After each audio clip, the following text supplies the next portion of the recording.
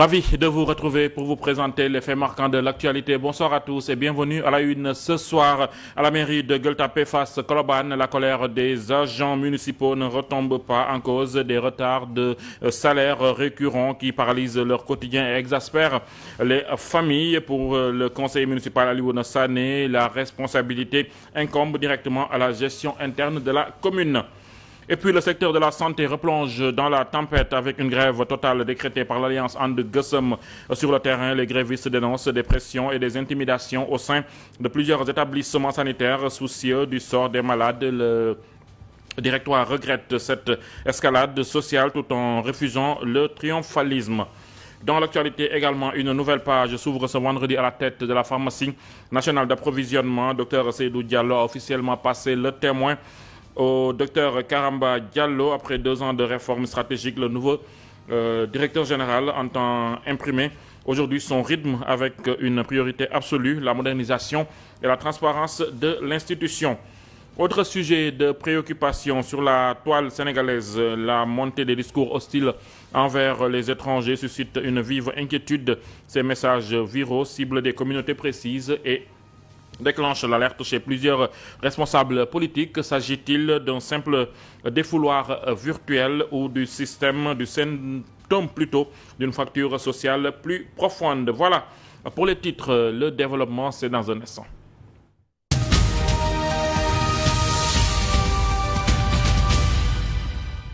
Merci de nous choisir pour vous informer. Tension et grogne sociale à la mairie de Gueule Tapée face Colobane. Face à des retards de salaire désormais récurrents, l'impatience des agents municipaux a cédé la place à la colère. Un malaise profond que le conseiller municipal Alioune Sané attribue sans détour à la gestion interne de la municipalité, pointant du doigt plusieurs dossiers majeurs assombris par de lourdes zones d'ombre au Martiam. En premier lieu, le conseil municipal dénonce les conditions de construction de cantines commerciales. Il y a des cantines qui vaut 4 millions, d'autres 5 millions et d'autres 8 millions. Mais quand tu évolues par rapport à la plus petite valeur, les 730 cantines, tu les multiplies par la plus petite valeur, les 4 millions, ça nous revient à 2 milliards 220 millions. Donc c'est un scandale. On a écrit les autorités compétentes. Par ailleurs, la gestion des infrastructures de santé locale suscite de vives inquiétudes. Insa Sané évoque notamment le cas du centre d'imagerie médicale situé à Colobane. Les éléments qui auraient dû représenter la mairie pour le suivi de ces recettes-là, pour qu'ils puissent être versés au niveau de la perception, ils ne sont aucunement informés par rapport à tous les recettes qui proviennent de ce centre d'imagerie. Et c'est ce qui est scandaleux. La gestion du foncier et des espaces publics est également passée au crible. En sa qualité de rapporteur de la commission santé et affaires sociales, s'indigne de l'attribution du marché de la place de la nation à un promoteur privé. Là encore, il fustige un accord dont les tenants et les aboutissants sont gardés dans le plus grand des secrets. Mais nous, exiger la convention qui lie la municipalité au promoteur est notre droit le plus absolu, d'autant qu'il est stipulé qu'il verserait 6 millions de francs CFA par an, ce qui n'était pas le cas auparavant. Dès lors, une question se pose: où est passé cet argent? Fidèle au principe d'équilibre de l'information, notre rédaction s'est rapprochée des services de la municipalité afin de recueillir leur version des faits et leur accorder un droit de réponse. Face à ces graves accusations, nos sollicitations sont restées infructueuses jusqu'au moment de la publication. L'onde de choc ne s'arrête pas aux portes des municipalités. Elle frappe aujourd'hui de plein fouet le secteur de la santé. Grève totale sur l'ensemble du territoire plutôt, alors que l'Alliance And Gueusseum paralyse les établissements de santé. Ces grévistes dénoncent de vives pressions, des intimidations et des tentatives de contournement de leurs mouvements.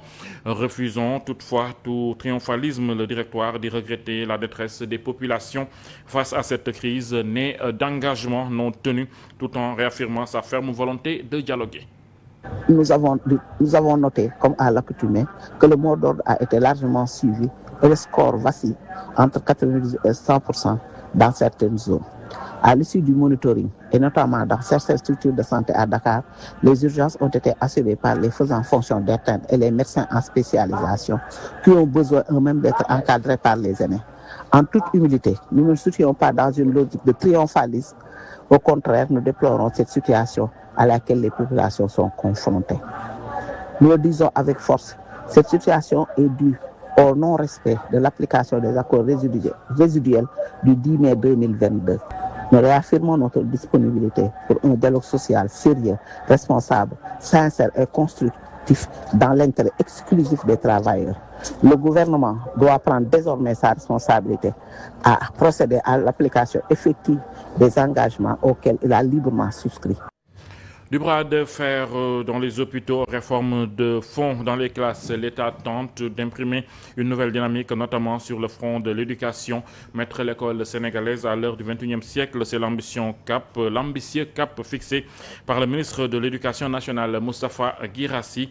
Formation renforcée, connexion haut débit et déploiement d'équipements technologiques, un plan stratégique d'envergure pour briser la fracture numérique et bâtir dès aujourd'hui l'école de demain. Le ministre de l'Éducation nationale a dévoilé une série d'annonces majeures concrétisant un tournant stratégique dans la modernisation du système éducatif axé sur la formation, la connectivité au début et l'équipement technologique. La famille a accédé plus facilement au service de l'école. Le chef de l'établissement a mieux géré, l'inspecteur a mieux accompagné. Et notre ministère, naturellement, a mieux décidé. C'est un enjeu de ces 3 jours. Cet atelier doit marquer donc un passage de phase. Depuis notre arrivée à la tête de ce département, nous avons voulu rompre avec une logique d'initiative numérique isolée, pour construire une politique publique cohérente, lisible, durable et mesurable. Au cœur de cette feuille de route, la montée en compétence du corps professoral priorisé, 105 000 enseignants vont bénéficier d'un programme de formation dédié aux intelligences artificielles. Ainsi, 898 écoles d'une connectivité de haut débit réparties sur l'ensemble du territoire national. Commencer par l'essentiel, les femmes et les hommes. Aucune technologie ne transformera l'école à la place d'un enseignant. Aucune plateforme ne produira de résultats sans l'appropriation des acteurs. C'est pourquoi, dès l'élaboration de référentiels de compétences numériques et de compétences en intelligence artificielle pour l'éducation, nous avons engagé un programme national de formation de 105 000 enseignants et personnels de l'éducation. Former 105 000 acteurs, c'est faire entrer dans des milliers de pratiques professionnelles de nouvelles manières d'enseigner, d'accompagner, de gérer, de collaborer et de décider. La deuxième condition, naturellement, est l'accès. Un service numérique auquel on ne peut pas se connecter n'est pas encore un service.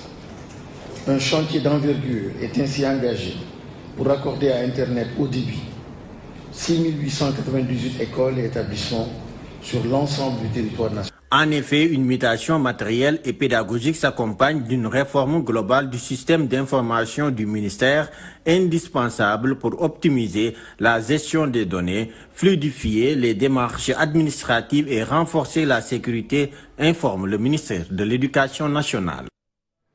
Passage de témoins stratégiques à la tête de la pharmacie nationale d'approvisionnement. Le docteur Seydou Diallo passe officiellement le relais au docteur Karamba Diallo. Après 2 années de réformes intenses, le nouveau directeur général reprend le flambeau avec une feuille de route claire, consolider la transparence, moderniser l'institution et garantir à chaque citoyen un accès équitable aux médicaments essentiels.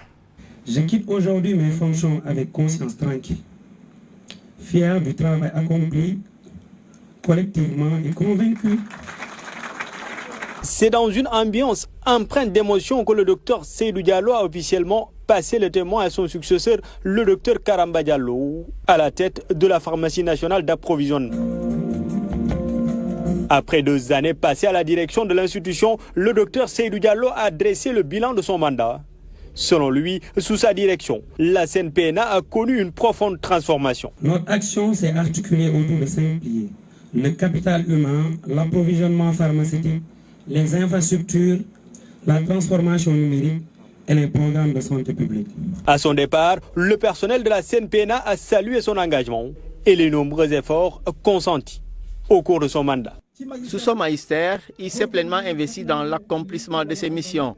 Bien qu'il ait été confronté à certaines contraintes et difficultés, il a su faire preuve d'engagement, de détermination et consentir d'importants efforts pour atteindre les objectifs qui lui ont été assignés. De son côté, le nouveau directeur général, Dr Karamba Diallo, entend inscrire son action dans une dynamique de modernisation. Notre vision est de faire de CNPNA une institution moderne, performante, résiliente, plus efficace, plus transparente et davantage orientée vers les besoins des populations, en renforçant la disponibilité, l'accessibilité et la sécurisation des médicaments et produits de santé sur l'ensemble du territoire national. Désormais officiellement installé dans ses fonctions de directeur général de la CNPNA, Dr Karamba Diallo compte sur l'engagement et le soutien de l'ensemble du personnel. Et pendant que l'État réorganise ses structures, le paysage politique local voit émerger de nouvelles forces bien décidées à se faire entendre. Ancrage local et offensive politique à Grand Yoff avec l'inauguration solennelle de son tout nouveau siège. L'Alliance pour le renouveau de Grand Yoff entend s'imposer au plus près du quotidien des habitants. Et face à la montée de l'insécurité et au regain de violence, le mouvement se pose en espace d'écoute et de dialogue pour co-construire des solutions concrètes. L'inauguration CSB moo ngi dajale CSB. Nous sommes réunis aujourd'hui pour l'inauguration de ce siège, qui est avant tout celui des populations de Grand Yoff. Quiconque rencontre des difficultés ou a des préoccupations peut venir ici nous les soumettre. La porte est grande ouverte à tous. dañoo toog étudier ne Grand Yoff y a que des mots ñu jóg pour faj ko. Nous avons constaté aussi qu'il existe beaucoup de problèmes à Grand Yoff et nous sommes déterminés à contribuer à leur résolution. Mais pour mener efficacement ce combat, nous avions besoin d'un cadre permanent. C'est pourquoi nous avons ouvert ce siège. Nous voulons construire un nouveau Grand Yoff. Nous avons besoin de changements. Grand Yoff est le cœur de la capitale et l'une des communes les plus peuplées. Et pourtant, notre commune manque encore de grandes infrastructures à la hauteur de son importance. La commune la plus peuplée, selon l'ANSD,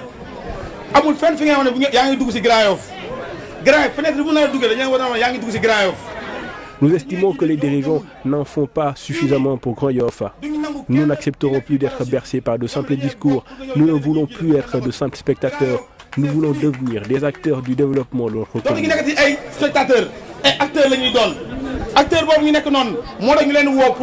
C'est pourquoi nous appelons toutes les populations de Grand Yoff à se joindre à nous, à participer et à construire ensemble le Grand Yoff que nous voulons. La dérive verbale alarme la toile depuis quelques semaines. Les réseaux sociaux sénégalais sont le théâtre d'un glissement inflammable où les discours hostiles envers les étrangers se multiplient alors que des responsables politiques tirent déjà la sonnette d'alarme. Une question cruciale se pose. S'agit-il d'incidents isolés sur Internet ou des prémices d'un malaise identitaire bien plus profond? Le débat sur la présence des étrangers au Sénégal prend une tournure préoccupante. Depuis plusieurs semaines, des messages hostiles visant notamment des ressortissants guinéens se multiplient sur les réseaux sociaux. Certains vont jusqu'à appeler à leur départ ou à s'en prendre à leur commerce. Face à ces menaces, le député Mbaye Dione a saisi les autorités et il demande l'ouverture d'enquêtes et des mesures de protection pour les ressortissants guinéens menacés. Quelques jours plus tard, le juge Ibrahima Amidou Dème publie une tribune au titre sans équivoque « Le Sénégal ne doit pas devenir la patrie de la haine et de la xénophobie. Il alerte notamment sur un discours qui tente à faire de l'étranger le responsable du chômage, de la concurrence commerciale ou de la pression sur les services publics. Un discours qui doit nous interpeller notamment au regard de ce qui s'est passé récemment en Afrique du Sud. Des mouvements anti-immigration ayant réclamé le départ des étrangers en situation irrégulière dans un climat qui a été marqué par des actes de violence, des pillages et des agressions.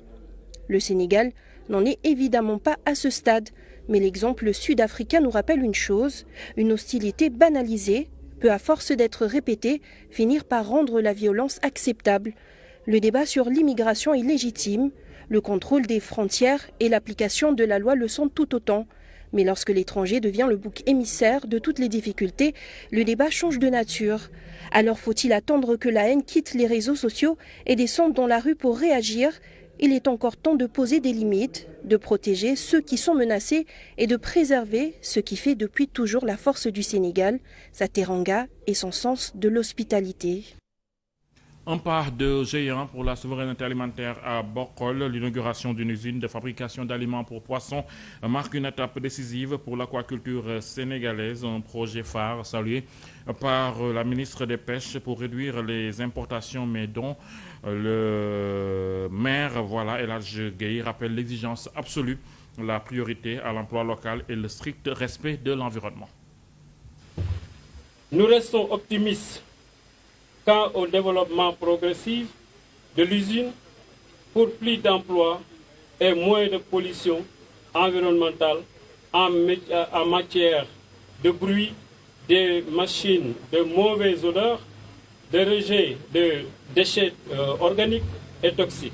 Nous sollicitons de l'État un accompagnement plus soutenu dans la lutte contre l'envahissement de TIFA qui plombe le développement de la pêche artisanale, sous-secteur d'activité dans lequel s'activent beaucoup de personnes dans notre commune. Cette usine de fabrication d'aliments pour poissons de Bokar est bien plus qu'un investissement industriel. Elle traduit notre volonté de maîtriser progressivement la chaîne de valeur aquacole d'une part et d'autre part notre volonté de donner à notre producteur les moyens de produire à moindre coût. Pendant trop longtemps, notre aquaculture a dépendu des importations d'aliments. Aujourd'hui, nous changeons de cap. Pour nous, producteurs, ces réalisations portent avant tout un message d'espoir. Nous sommes aujourd'hui dans une dynamique nouvelle et il nous revient collectivement de la consolider. Derrière chaque ferme aquacole, il y a un entrepreneur qui investit. L'excellence sénégalaise a l'honneur sur la scène internationale. Chefs d'État, universitaires, intellectuels ou artistes, ils sont nombreux à avoir reçu le prestigieux titre de docteur honoris causa aux quatre coins du monde. Une consécration académique qui salue des trajectoires hors du commun et fait briller le prestige du Sénégal au-delà des frontières. Rissi Moussamane. Le titre de docteur honoris causa constitue l'un des plus hautes distinctions académiques décernées par les universités. Il récompense des personnalités dont le parcours, les travaux ou l'engagement ont marqué leur domaine d'activité et contribué au rayonnement de leur pays. Au Sénégal, plusieurs figures de premier plan ont été honorées par de prestigieuses institutions universitaires à travers le monde. Parmi elles figure Léopold Sédar Senghor, premier président de la République, poète et académicien considéré comme l'un des chefs d'État africains et a reçu le plus grand nombre de doctorats honorifiques. Son successeur, Abdou Diouf, ancien secrétaire général de l'Organisation internationale de la francophonie, a également été distingué par plusieurs universités, tout comme Abdoulaye Wade, universitaire et ancien chef de l'État.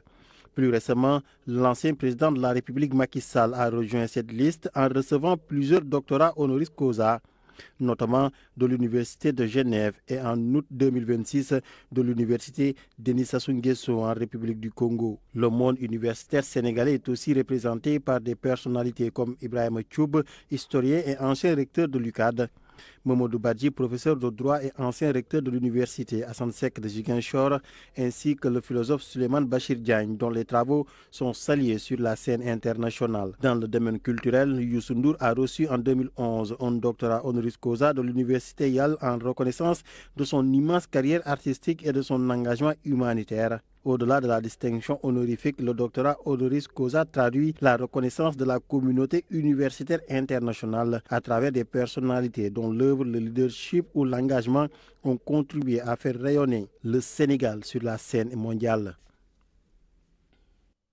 Trois faits marquants sur le fil du continent, sur le continent africain. Ce vendredi, au Mali, le Français Yann Vézilier, condamné à 20 ans de réclusion, a été gracié par le président de la transition de la transition. Voilà, Assimi Goïta, décision similaire au Tchad où Mahamat Idriss Déby accorde sa grâce à l'opposant Succès Masra. Enfin, alerte sanitaire renforcée en République démocratique du Congo où l'épidémie Ebola franchit un nouveau cap et touche désormais une 6e province.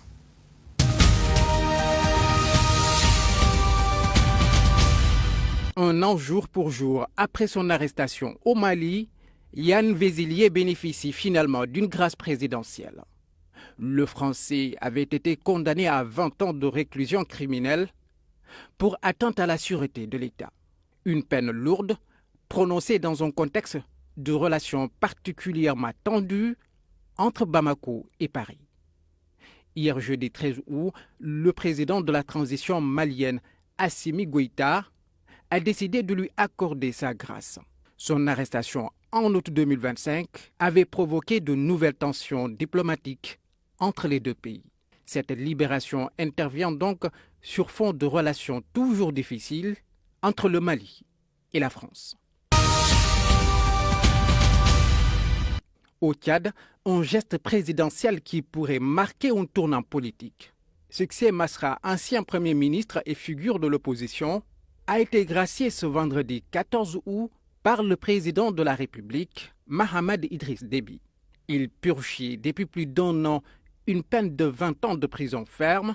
8 autres responsables de partis politiques bénéficient également de cette mesure. Le décret publié par la présidence tchadienne prévoit une remise totale des peines privatives de liberté, une décision qui permet donc à Succès Masra et aux autres bénéficiaires de trouver leur liberté après plusieurs mois de détention. L'épidémie d'Ebola continue de gagner du terrain en République démocratique du Congo. Le virus est désormais présent dans une 6e province, le Bas-Uélé. Une extension annoncée jeudi par Jean Kasseya, directeur général d'Africa CDC. L'épidémie est particulièrement préoccupante. Elle pourrait devenir la plus meurtrière jamais enregistrée en République démocratique du Congo.